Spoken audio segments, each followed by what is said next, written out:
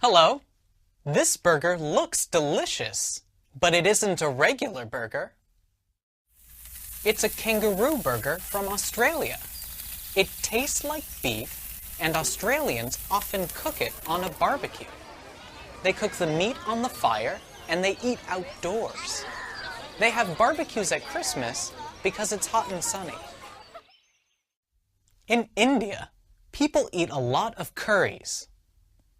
You make curry with meat, fish, or vegetables, and lots of spices. The curries taste really good. Indians use a flatbread called a naan to eat their food, and sometimes they use their hands.